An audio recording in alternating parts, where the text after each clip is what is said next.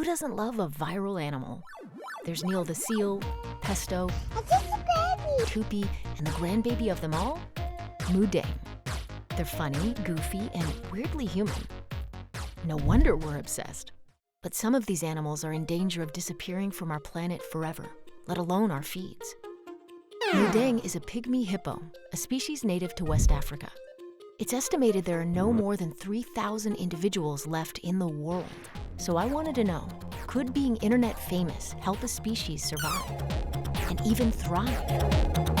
Moo Deng first exploded into the limelight in 2024 from her little pen in a Thai zoo.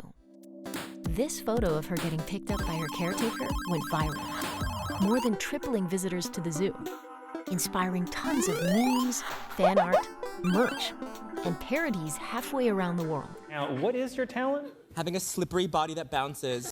So what made her so popular? One word: Riz. Also known as the traits of a species that make it appealing to us humans. So Moo Deng has got all of those elements of charisma. She's got those big forward-facing eyes and that sort of cute round face, the thing that really elicits caregiving behavior in humans. She's got a size thing. She also exhibited behavior that was super relatable to humans. Moo Deng was the perfect candidate to become a sort of mascot for pygmy hippo conservation, also known as a flagship species. Flagship species are instantly recognizable, and they are organisms that people really like. And they serve to elicit donations and to get people interested in conservation. Like the WWF's instantly recognizable panda. So was Moo Deng's sudden fame a good thing for her species? To answer that question, I reached out to Professor Paris, who founded a pygmy hippo conservation program. Trying to get funding for the conservation work that we do is actually quite difficult. And then all in a sudden, Moo Deng became a crazy phenomenon in the world. And I thought, this is fantastic. Monique's team struck up a partnership with Moo Deng Zoo to raise funds for pygmy hippo conservation. During Moo Deng's first birthday, they could create awareness for our conservation projects. Her birthday celebration drew 12,000 guests by the first afternoon, but we were actually very disappointed to learn that it only led to 2 small donations. Personally, I haven't seen a big difference in terms of interest for the species. But this isn't the end of the story for Moo Deng, since viral fame has worked out for other species. Like Hermes the caracal. His face card? 10 out of 10. He became almost like an urban wildlife celebrity. That's Gabby. She's part of the Urban Caracal Project, where we study caracals that live in and around the city of Cape Town to understand how urban development affects their behavior and ecology. Since 2014, Gabby and Laurel have been sharing their scientific work on social media, growing a large, loyal following along the way. Last year, they studied the role of social media in making caracals popular, finding that the cat's looks play a big role in capturing public interest in their conservation.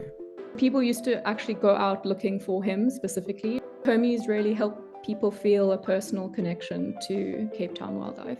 Oh, insane. It's a big part of the project is public sightings that are reported to us via our website. Which for the project is a proxy for understanding how caracals are using the landscape. Now check this out. Since the project started, Cape Town citizens are contributing more and more sightings to the project, demonstrating growing awareness and engagement with the project and its conservation aims. While Hermes isn't as famous as Moo Deng, sorry bro. This project shows that with sustained long-term efforts by people who care and the involvement of a local community, being internet famous can help a species out. But hold up a second. What about all the not-so-pretty animals? Surely they deserve protection too. Thankfully, conservation isn't just looking out for the well-being of good-looking species. We are actually trying to conserve the pygmy hippos, but by doing that, we are actually protecting the whole ecosystem. and many other species. Like the red colobus monkeys, mangabeys, Diana monkeys, chimpanzees, forest buffalo, duikers, amphibians, and the reptiles that also live there. Today, Moo Deng species is facing a whole host of threats. Habitat decline, poaching, logging, coal mining, climate change. These are all human-created problems, so the solutions have to come from humans. We have a yearly Pygmy Hippo Day. What we've already seen now by having this Pygmy Hippo Day for more than 10 years is that, local people are actually more interested in becoming conservationists than becoming poachers. And we've actually given new jobs to old poachers. It's clear that depending on an animal's riz, while helpful, isn't enough to save it. You don't want conservation to be a popularity contest. Conservation is actually a really long project, and so you want sustained support for conservation. So while Moo Deng hasn't exactly used her platform to help her kin across the world, yet, her allies are not giving up.